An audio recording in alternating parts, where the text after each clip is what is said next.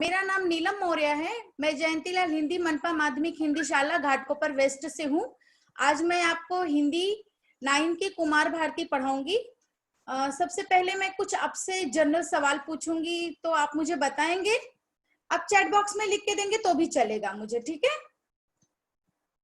आप भारत के 11वें राष्ट्रपति का नाम चैट बॉक्स में लिख के दे देंगे मुझे।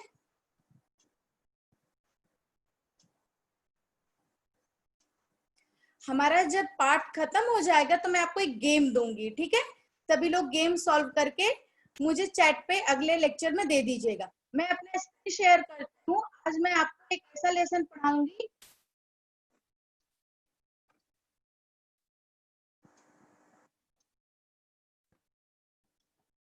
एक सेकंड बच्चे।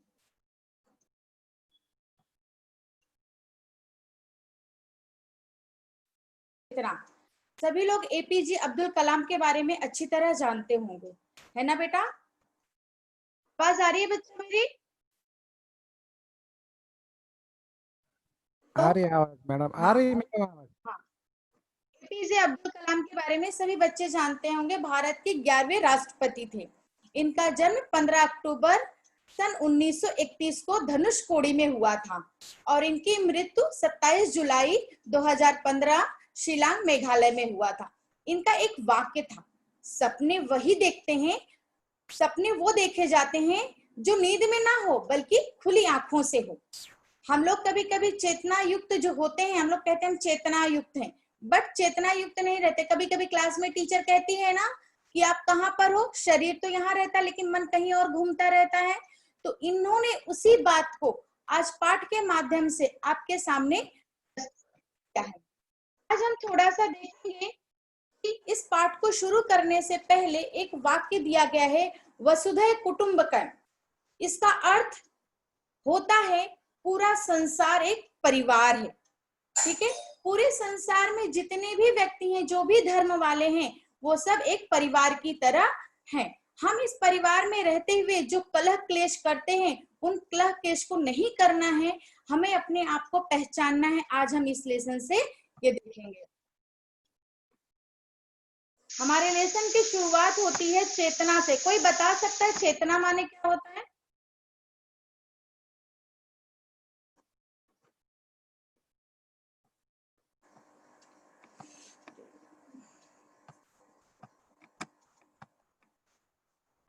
सर ये मेरे स्क्रीन का कुछ प्रॉब्लम हो गया।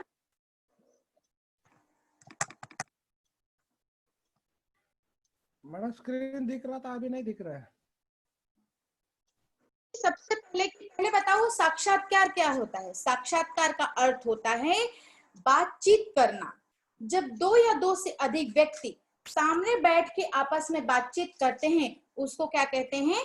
साक्षात्कार। कुछ प्रश्न पूछे जाते हैं, उसके उत्तर दिए जाते हैं, उसे हम कहते हैं साक्षात्कार। तो आज अब्दुल कलाम जी से अरुण जी एक साक्षात्कार कर रहे हैं। अरुण जी एक रिपोर्टर हैं। वो कहते हैं कि एक कुटी है जहां पर त्रिपुरा में बनी है, वहां बैठे हैं अरुण जी और कह रहे हैं डॉक्टर कलाम से, इस विशाल वट वृक्ष के नीचे बैठकर कितनी गहन अनुभूति होती है। त्रिपुरा के शिल्पकारों ने बांस की कितनी सुंदर कुटी बनाई है। माने अरुण जी जहां बैठे हैं, जहां पर उनसे साक्षात्कार कर रहे हैं, उसके बारे में कहते हैं कि ये जो त्रिपुरा में बना हुआ कुटी है, ये बड़ी सुंदर है, यहाँ पर बैठने के बाद बहुत अच्छा लगता है। तो डॉक्टर कलाम कहते हैं इस कुटी का नाम मैंने अमर कुटी दिया है। अरुण एकदम अचरज में आ जाते हैं, कहते हैं ये अमर कुटी ही क्यों दिया नाम इसका? तो डॉक्टर कलाम कहते हैं क्योंकि यहाँ बैठकर मुझे कुछ ऐसी अनुभूति होती है जो अमर है। अमर माने जो कभी ना मरने वाली हो, जो कभी ना जाने वाली हो दिमाग से। यहाँ बैठकर संसार की सारी घटनाएं किसी अनदेखी शक्ति की लीला भर नजर आती है। मन, आकाश और अंतरिक्ष का विन्यास एक जैसे लगता है। माने जब मैं यहाँ जब बैठता हूँ तो मुझे ऐसा लगता है जैसे मेरा मन और आकाश, धरती सब एक हो गए हों, मैं इन्हीं में विलीन हो गया हूँ। फिर अरुण जी कहते हैं ठीक है, आप जो कह रहे हैं वो सही है, कैसे हो सकता है जी? लेकिन मन का संसार तो बहुत अव्यवस्थित है और बड़ा भ्रांति भरा है। भावों, अनुभवों और कल्पनाओं में कैसे कैसे बहुरंगी रूप देखने को मिलते हैं। कभी यह तो कभी वह। इसके विपरीत यह संसार तो बड़े व्यवस्थित रूप से संचालित होता है। माने जब अब्दुल कलाम जी कहते हैं कि मैं जब यहाँ बैठता हूँ तो मुझे बहुत मन को शांति मिलती है, अरुण जी को सच होता है। ऐसे कैसे हो सकता है? कोई मन का संसार इतना शांति भरा कैसे हो सकता है? क्योंकि हमारे मन में क्षण भर में ही पता नहीं कितने सारे सवाल आ जाते हैं, बहुत सारे भ्रांतियों से मन भर जाता है और मन में बहुत सारे रंगों का रूप दिखने लगता है। तो इसके विपरीत जो मन का संसार होता है, हमारे मन की जो भावनाएं होती हैं, उनसे एकदम विरुद्ध क्या संसार की भावना होती है। संसार में सब कुछ तो व्यवस्थित चल रहा है, मन के अंदर उथल पुथल मची रहती है। तो डॉक्टर कलाम जी कहते हैं यह संपूर्ण ब्रह्मांड तो निश्चित व्यवस्था के अंतर्गत निरंतर गतिशील रहता है। माने अरुण जी की बात को वो देते हुए कहते हैं मैं आपकी बात से सहमत हूँ, पर ये सोचिए ये जो संपूर्ण ब्रह्मांड है, पूरा संसार है, वो किसी निरंतर गतिशील से होता रहता है। माने किसी क्रिया से, किसी नियम से बंधा हुआ चलता है। परंतु संसार के विषय में तो ऐसा नहीं है। यहाँ तो बड़ी अफरा तफरी है। जिस प्रकार सृष्टि के बाह्य संसार के संचालन के लिए कुछ निश्चित नियम है, माने कहते हैं कि आप देख रहे हैं हमारे मन के अंदर बहुत सारी यहाँ वहां भागता रहता है, मन एक जगह नहीं रहता है। उसी तरह संसार में भी है, यहाँ वहां लोग भागते रहते हैं, किसी का मन संचलित नहीं है। फिर भी संसार में कुछ नियम बनाए गए हैं। कैसे नियम है? गुरुत्व का नियम और वायु गतिका का नियम है। ठीक उसी प्रकार मन के आंतरिक संसार के संचालन के लिए भी निर्धारित नियम है। इन नियमों को नियमों की समझ से जीवन के अनुभवों को बेहतर ढंग से समझा जा सकता है। एक बार अपनी आत्मा के संपर्क में आ जाने पर मनुष्य मानो इस ब्रह्मांड के केंद्र बिंदु के रूप में क्रियाशील हो जाता है। माने क्या कहते हैं डॉक्टर कलाम जी? कहते हैं जब एक बार मनुष्य अपनी आत्मा को पहचान लेता है, उस दिन वो इस पूरे ब्रह्मांड का क्या बन जाता है? एक केंद्र बिंदु बन जाता है। हम सभी जानते हैं जो आत्मा को पहचान लेता है, माने हमारी आंतरिक आत्मा को, वो कुछ भी कर सकता है। कुछ भी इन द सेंस उसकी आत्मा उसके कब्जे में हो जाती है। जैसे हम लोग कोई, हमारे पास कोई चीज हो, हम नहीं देना चाहे तो नहीं दे सकते हैं, हमारी इच्छा के ऊपर है। उसी तरह हमारी आत्मा जब हमारे कंट्रोल में हो जाती है तो हम लोग कितना भी चाहे वो भटक नहीं सकती। जब भटकेगी नहीं तो गलत काम होगा नहीं, गलत काम होगा नहीं तो हमारे मन से पाप होगा नहीं। इस तरह कहते हैं डॉक्टर कलाम जी कि हमारे मन के भी अंदर कुछ नियम है। वो नियम क्या है? आत्मा को अपने बस में रखना। फिर अरुण जी के मन में फिर प्रश्न उठता है, वो कहते हैं संपूर्ण ब्रह्मांड का केंद्र बिंदु बनना तो सचमुच एक महान अनुभूति है, लेकिन इसका अभिप्राय क्या है? फिर कहते हैं अरुण जी से कि भाई पूरे संपूर्ण ब्रह्मांड का अगर केंद्र बिंदु बन जाए, माने सबका चहेता बन जाए, सबके लिए सबकी नजर हम पर ही रहे। ऐसा आपने देखा है ना, जो सबसे हटकर काम करता है तो सारे लोग उसी को जानने लगते हैं। जैसे हमारे डॉक्टर कलाम जी हैं, ये सबसे हटकर राष्ट्रपति थे, जिन्हें आज दुनिया जाने के बाद भी याद करती है। डॉक्टर राजेंद्र प्रसाद जी हैं, ये ऐसे कुछ महान आत्माएं हैं जिनके जाने के बाद भी हम उन्हें याद करते हैं। क्यों? ये सामान्य मनुष्यों से उठकर काम किए हैं। उसी तरह इन्होंने कहा है, ठीक है मैं मानता हूं कि ब्रह्मांड में केंद्र बिंदु बनना एक सचमुच महान का काम है, महान अनुभूति है, लेकिन क्या इसका अभिप्राय क्या, इसका अर्थ क्या है? फिर डॉक्टर कलाम जी कहते हैं ब्रह्मांड के केंद्र बिंदु के रूप में क्रियाशील होने पर आप यह अनुभव कर सकते हैं कि यहाँ संयोगजन कुछ भी नहीं होता है, सभी एक दूसरे से संबंध है। यहाँ पर एक जीव को दूसरे जीव से उसी प्रकार अलग नहीं किया जा सकता है जैसे हवा से झोंके हो। कलाम जी कि कोई भी चीज को हमारी आत्मा, हम जब उसको जान लेते हैं आत्मा को, तो हमें आत्मा से अलग करना मुश्किल है। ठीक उसी तरह जैसे हवा को, हवा जब आती है तो झोंका आता है साथ में, उसी तरह हवा के झोंके के समान यहाँ पर हम अपने आप को आत्मा से अलग नहीं कर सकते, तब जब हम आत्मा की पहचान कर लेते हैं। यहाँ पर आपको एक उपमा अलंकार भी दिखाई देगा। हवा, जैसे हवा के झोंके की कल्पना किससे की गई है? आत्मा से की गई। आपको यहाँ पे उपमा अलंकार का एक उदाहरण भी मिल गया है। अरुण जी कहते हैं, ना सुंदर विचार है शाश्वत अंतर संबद्धता। जीवन से भी पहले घटित हुई घटनाओं का प्रभाव अब भी आपके ऊपर है, और जो लोग आपसे पहले हुए हैं वो भी किसी न किसी रूप में आपके साथ हैं। माने जी कहते हैं, क्या ऐसा होता है क्या, एक जीव मरने के बाद दूसरे में रूपांतरित हो जाता है? इन द सेंस ये जो आत्मा है ये अजर अमर है, एक जन्म से लेके दूसरे जन्म पर जाके रूप बदलती रहती है। फिर डॉक्टर जी कलाम, शाश्वत अंतर संबंध का अर्थ है जहां एक का अंत हो और वहीं पर दूसरा आरंभ भी होता है। सभी जानते हैं, हिंदू धर्म में गीता सार में कहा गया है कि जहां एक व्यक्ति मरता है तो दूसरा उसी क्षण जन्म ले लेता है। माने ये जो आत्मा है कभी मरती नहीं है, मरता क्या है? शरीर। शरीर जब मरता है तो इसकी आत्मा निकलकर दूसरे में क्या हो जाती है? विलीन हो जाती है। जब उसमें विलीन होती है तो नया जन्म होता है। तो उन्होंने, डॉक्टर कलाम जी ने वही कहा है कि जो आत्मा है उसका कभी अंत नहीं होता है, वो एक में होकर दूसरे में परिवर्तित हो जाती है। केवल उस समय हमें इसका ज्ञान होता है। जैसे मैं पिछले जन्म में क्या थी मुझे उसका ज्ञान नहीं है, लेकिन जैसे ही मेरी आत्मा ने दूसरा रूप धारण कर लिया, मैंने पिछले जन्म को पिछला जन्म जो था वो मैं भूल गई। सिर्फ मुझे वर्तमान जीवन का ही ज्ञान रहता है। सभी प्राणियों में कुछ गहन और व्यापक अर्थ निहित होता है जिससे प्राय हम अनभिज्ञ होते हैं। हमें पता नहीं होता ना हम पिछले जन्म में क्या थे। तो वही कलाम जी कहते हैं कि ये धरती और ये संसार का नियम है कि हम जो पहले थे वो हमें पता नहीं होता है, जो वर्तमान में हम जिस रूप में हैं सिर्फ उसी का ज्ञान हमें होता है, और पुराने चीजों से हम लोग पूरी तरह अनभिज्ञ होते हैं, हम अनजान होते हैं। फिर अरुण जी एक उदाहरण देते हैं, क्या जैसे सूंडी सूंडी कैटरपिलर होता है, जो आपने पेड़ पे कभी हरे कलर का कीड़ा देखा होगा जिसके बहुत सारे पैर होते हैं और धीरे धीरे पत्तियों को खाता है। तो वो कैटरपिलर को जब वो मरता है प्राण त्यागते समय तितली के रूप में अपने पुनर्जन्म का ज्ञान नहीं होता। वो पहले अभी जब मरेगा तो तितली के रूप में जन्मेगा, ये उसे पता नहीं है। और जब मरा था तो भी उसे याद नहीं था कि कौन से रूप में वो मरा था।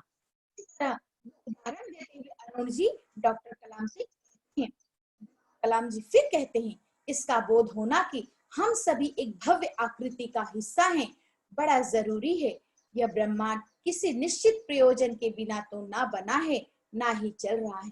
हम सभी को इस महानाटक में एक मात्र भूमिका में अपना अपना कार्य करने में विश्वास रखना चाहिए।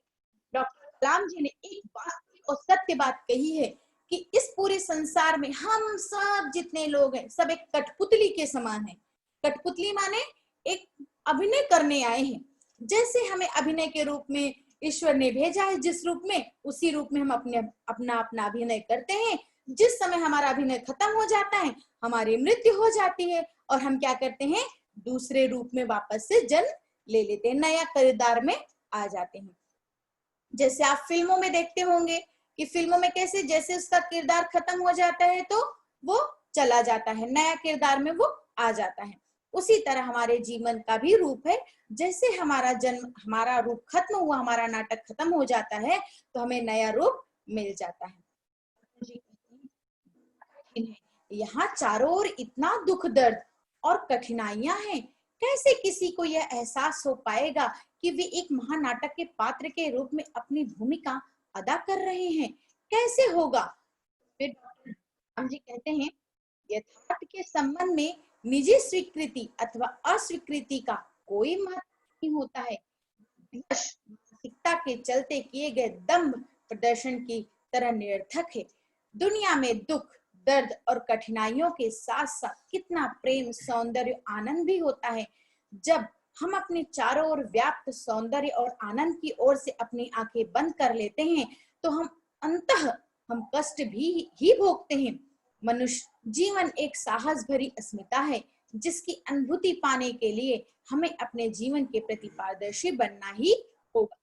माने यथार्थ होता है, जो सच होता है, जो सत्य होता है, उसके अंदर स्वीकृति, इनकार, एक्सेप्टेशन, ये सब की कोई भावना नहीं होती है। वहां पे उस दुनिया में दुख के साथ दुख दुख और सुख दोनों साथ में चलता है। जैसे हम सब जानते हैं एक सिक्के के दो पहलू होते हैं, हम सिर्फ एक ही पहलू देखते हैं कि दुख है दुख है दुख है, लेकिन उस दुख के पीछे एक सुख भी छुपा होता है, वो प्रेम और सौंदर्य का रूप होता है, उसे हम नहीं देखते हैं। लेते हैं कष्ट को भूलकर उस प्रेम को याद करेंगे तो हमें कभी भी दुख नहीं होगा, बल्कि एक प्रेम का और साहस भरी हमें अनुभूति मिलेगी। हमें पता चलेगा कि हमारा जो प्रेम है, हमारा जो हृदय है, वो किस तरह एकदम पारदर्शी, पारदर्शी माने एकदम आईने की तरह साफ साफ दिखाई देना। तो कहते हैं लोग ऐसा करते क्यों नहीं है? तो में आता है कि जब इतना इजी है तो लोग क्यों हमेशा दुख दुख दुख चिल्लाते हैं? आंखें मूंद कर अपनी आत्मा को पहचाने और वहां पर अपनी अस्मिता को जाने, अपने आप को पहचानेंगे वो क्या है, तो सचमुच दुख उनके मन से हट जाएगा। तो डॉक्टर कलाम जी कहते हैं क्योंकि हम भ्रमवश स्वयं को ही अपने जीवन का केंद्र मान बैठते हैं, ऐसी स्थिति में हम सदैव इस उम्मीद में रहते हैं दुनिया समाज में होने वाला प्रत्येक कार्य हमारे अनुकूल और हमारे लाभ के लिए ही हो। हम सभी लोग बहुत कह सकते हैं चालाक किस्म के होते हैं। हम सब सोचते हैं कि दुनिया हमारे अनुसार चले, हम जैसा चाहें वैसे दुनिया चले, लेकिन ऐसा हो सकता है क्या? नहीं हो सकता। हमारे अनुसार कोई काम थोड़ी ना होगा। जिस तरह नियम बनाया गया है उसी नियम पर काम होगा। अगर हम चाहें रुक जाए हवा तो रुकेगा क्या? नहीं। तो वही डॉक्टर कलाम जी कहते हैं कि जो मनुष्य है वो भ्रम बस अपने आप को ही जीवन का केंद्र मान बैठता है और ये उम्मीद कर बैठता है कि संसार जो है वो मेरे अनुसार चले। ऐसी उम्मीद मनुष्य की स्वाभाविक सोच है। माने मनुष्य सोचता है कि हर लोग जो भी व्यक्ति हैं वो सब मेरे अनुसार चले, तो ये तो स्वाभाविक है कि भाई करेंगे ही।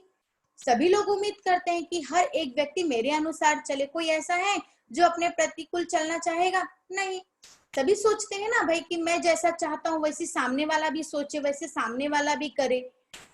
फिर डॉक्टर कलाम जी कहते हैं इसे सामान्य तो कहा जा सकता है पर किसी भी प्रकार से स्वाभाविक नहीं कहा जा सकता। माने इसे हम मानते हैं कि ये सामान्य है, पर ये हर व्यक्ति के अंदर स्वाभाविक हो ये नहीं होता। मनुष्य जन्म के समय दुनिया में अपने लिए क्या लेकर आता है? क्या हम सभी इस दुनिया में खाली हाथ निर्वस्त्र अवस्था में रोते हुए नहीं आते हैं? फिर डॉक्टर कलाम जी अरुण जी से कहते हैं बता सकते हैं या आप जानते नहीं हैं कि हम जब इस दुनिया में आते हैं तो क्या लेकर आते हैं? आपने कभी बच्चे को, जन्म लिए हुए बच्चे को देखा है? उसकी मुट्ठी बंधी रहती है, तन में एक भी कपड़ा नहीं रहता है। जो मुट्ठी बंधी रहती है ना, वो मुट्ठी उसकी किस्मत होती है। जब बच्चा रोते हुए जन्म लेता है तब वो कहता है ना क्या क्या क्या, माने में कहाँ आ गया, कहाँ आ गया। और इस पूरे संसार में वो निर्वस्त्र माने बिना कपड़े के आता है। तो जब जाता है तो भी तो ऐसे ही जाता है, बिना कपड़े के, जैसे आया है वैसे जाएगा। ऐसे ही तो भागवत गीता में कहा गया है ना, जो क्या तुम लेकर आए हो और किस लिए तुम रो रहे हो? ना कुछ लेकर आए हो ना कुछ लेके जाओगे, फिर क्यों हाय हाय मुझे ये चाहिए, मुझे वो चाहिए, मुझे संसार की सारी सुख चाहिए। किस लिए चाहिए? कोई काम नहीं आएगा, फिर क्यों दुनिया रो रही है? जब ये बात कलाम जी अरुण जी से कहते हैं कि जब हम अकेले आए हैं, अकेले जाएंगे, खाली हाथ आए थे, बिना कपड़े के आए हैं और रोते हुए चले जाएं, फिर क्यों तुम मेरा अपना कह रहे हो? अरुण जी कहते हैं जी लेकिन हम अपने अनुवांशिक गुण धर्म तो लेकर आते हैं ना। हम सभी कहते हैं ना, बच्चे जैसे जन्म लेता तुरंत घर वाले पारिवारिक लोग कहने लगते हैं नाक उसकी तरह है, हाथ उसकी तरह है, पैर उसकी तरह। और जैसे जैसे बच्चा बड़ा होने लगता है उसके अंदर अलग अलग विकास होने लगता है गुणों का। तो हम लोग कहते हैं ये देखिए ये ऐसे कर, अपने पिताजी की तरह कर रहा है, अपने दादाजी की तरह कर रहा है। तो डॉक्टर कलाम जी कहते हैं लाता कौन है? वह तो स्वयं आते हैं। हम सभी कहते हैं ना अनुवांशिक गुण स्वयं आते हैं, कोई लाता नहीं है। यही तो मनुष्य के जीवन मानवता का तत्व है। दुनिया में आने पर जल्दी ही इस तत्व को एक नाम देकर उम्मीदों और जिम्मेदारियों तथा मोह माया के जाल में जकड़ दिया जाता है। किसी अनुवांशिक गुण का पनपना शुरू हो जाता है तो हम उसे क्या कहते हैं ये परिवार से लेकर आया है और उसी परिवार से उसे मोह माया में उसे बांध देते हैं और जिम्मेदारियों से माने उम्मीद और जिम्मेदारियों से उसे क्या कहते हैं, पूरे सांसारिक मोह में उसे बांध देते हैं, ताकि वो माँ बाप भाई बहन जितने भी उनके परिवार के रिश्तेदार हैं उन सब में वो क्या करे, मोह जाल में वो फंसा रहे। अरुण जी हाँ, इस प्रकार मानवता का अस्तित्व एक व्यक्ति के रूप में उपस्थित होता है। प्रत्येक शिशु के अंदर से एक अद्वितीय अस्मिता का प्रादुर्भाव होता है। माने जब भी बच्चा जन्म लेता है, हर एक बच्चे के अंदर एक ऐसी अस्मिता, एक ऐसी झलक दिखाई देती है जो एकदम अलग है। एक शरीर में दो दो गुणों का हमेशा होता है प्रादुर्भाव। माने एक शरीर, जैसे आप सभी के परिवार में जो गुण होंगे, कोई ना गुण आपके अंदर आए होंगे, तो वो गुण जो है वो हमारा क्या होता है, प्रादुर्भाव होता है, बढ़ता है, आगे की तरफ बढ़ने लगता है। फिर डॉक्टर कलाम जी कहते हैं, वही घिसी पिटी खांचे मुखौटे, या कहे कि शायद मूलभूत मानवता से टूटे भटकते पिंजर। मानवता के मूल में मानव जीवन, यह भटकाव ही जीवन के दुखों और कठिनाइयों का प्रमुख कारण है। कलाम कहते हैं, फिर वही तुम घिसी पिटी बातों की बात कर रहे हो। ये जो मुखौटा है, ये जो शरीर है, जो पिंजर बना हुआ है, ये जो ढांचा बना है, फिर उसी की तरफ, जीवन के दुखों की तरफ, कठिनाइयों की तरफ घसीट रहे हो। माने ये जो शरीर है, तुम इसी से मोह माया करते हो, और ये शरीर जैसे ही हमको मिलने लगता है, हम लोग अपने परिवार के रूप तरह बनने लगते हैं। हमें परिवार वाले कहते हैं इसका मुख इसकी तरह है, इसका पैर इसकी तरह है, इसके बोलने का तरीका इसी तरह है। तो डॉक्टर कलाम जी कहते हैं, बातें कह रहे हो और इसका नाम तुम मानवता रख रहे हो। ये मानवता नहीं है, मानवता के नाम पर एक भटकाव है। फिर अरुण जी कहते हैं, मूल तत्वों से किस प्रकार संबंध स्थापित कर सकते हैं। माने हमारा जो मूल तत्व है, हमारा जो तत्व है वास्तविक, वो हम लोग कैसे पहचान सकते हैं। तो डॉक्टर कलाम जी कहते हैं, अपनी वाणी, विचारों, भावनाओं और कार्यों को एक लय में बद्ध कर ईश्वर की इच्छा के साथ उसकी ताल मिला के ऐसा कर सकते हैं। कलाम जी इस प्रश्न का उत्तर देते हुए कहते हैं, जब हम अपनी वाणी से, अपनी बोल से और अपने विचारों से और अपनी भावनाओं को एक साथ में मिला लेंगे तो हमें ईश्वर की स्तुति हो जाएगी। जब हमारा मन, हमारी वाणी और हमारी भावनाएं तीनों एक हो जाएगी, तब हमें ईश्वर के साथ मिला हो जाएगा। अरुण जी कहते हैं, ये तो दुष्कर तो नहीं होना चाहिए, माने ये तो बहुत कठिन काम नहीं है। फिर डॉक्टर कलाम जी कहते हैं, मेरा विश्वास है कि मेरा वास्तविक अस्तित्व, मेरा मूल तत्व है, मेरी पहचान तो बस एक नाम पट्टिका है। माने डॉक्टर कलाम जी कहते हैं कि मैं ये विश्वास करता हूँ कि मेरा जो वास्तविक अस्तित्व है, मेरा मूल तत्व है, मेरी पहचान तो बस एक नाम पट्टिका है। नाम पट्टिका माने बस एक कहने के लिए है। वास्तविक से मेरे अंदर का जो अस्तित्व हो, मेरा मूल तत्व जो है, जिसे मुझ पर लगा दिया गया है कभी कभी, तो यह बस एक मुखौटा भर रह जाता। माने मैं नहीं हूं, सिर्फ एक रूप है मेरा। वास्तविक रूप से मुझे एक नाम दिया गया है, पर मैं वो नाम पे नहीं। मेरे अस्तित्व मूल मेरा आत्मा है। मेरी आत्मा जो है वो मेरा तत्व, मेरी मूल आत्मा है। मैं की हकीकत क्या है? उन्हें लगता है कि जो हम लोग कहते हैं ना, हम सभी कहते हैं मैं ये हूँ, मैं वो हूँ, मैं राजा हूँ, मैं गरीब हूँ, मैं अमीर हूँ। तो ये मैं का हकीकत क्या है, ये वास्तविकता क्या है? डॉक्टर कलाम जी कहते हैं, वास्तव में आत्मा शब्द ही मुझे मनुष्य के वास्तविक अस्तित्व की सर्वोत्तम व्याख्या प्रतीत होता है। माने डॉक्टर कलाम जी कहते हैं, ये जो आत्मा होती है ना, यही मुझे वास्तविक लगती है, माने सच्चाई लगती है। क्यों? क्योंकि ये ना कभी मरती है, ना ही कभी जन्म लेती है। इस नाम से संबंध जुड़ते ही और समाज में अपनी एक पहचान बनती है। यह प्रक्रिया अनवरत रूप से रिश्ते नातों के बिना ताने बाने और जीवन के जाल जंजाल बुनती जाती है। माने आत्मा है, जब किसी रूप में ये जुड़ जाती है तो क्या करती है, बहुत सारे रिश्तों के जाल बनाने लगती है। जब हम इस आत्मा को नहीं पहचानते हैं तो जैसे ही शरीर में प्रवर्तित करती है तो क्या करती है, रिश्ते बनाना शुरू कर देती है। फिर अरुण जी कहते हैं ये सांसारिक है, जिसे भगवान बुद्ध ने नाम और रूप की संज्ञा दी है। माने जो व्यक्तित्व होता है, हमारे अंदर का जो बोलने का तरीका, उठने का तरीका, हमारी जो पर्सनालिटी है, वो तो निश्चय सांसारिक है। माने संसार में है तो सांसारिक ही रहेगा, मोह माया में तो फंसा ही रहेगा। जिसे भगवान बुद्ध ने एक मात्र नाम का रूप दिया है, नाम और रूप की संज्ञा दी है। माने ये जो शरीर है, इसे उन्होंने नाम और एक रूप का नाम दिया है। किसने? भगवान बुद्ध जी ने। डॉक्टर कलाम जी कहते हैं ऋषि अष्टावक्र ने अपनी अष्टावक्र गीता में लिखा है। माने डॉक्टर कलाम जी अपनी बात का स्पष्टीकरण करते हुए जी कहते हैं ऋषि अष्टावक्र जो है, उन्होंने अपनी गीता में लिखा है, उनकी गीता का नाम अष्टावक्र गीता है। उस गीता में लिखा है, आप ना तो पृथ्वी, जल, अग्नि, वायु और ना ही आकाश हैं। आप स्वयं को बस चेतना की अंतर्द वस्तु, इस 5 तत्वों का साक्षी भर माने।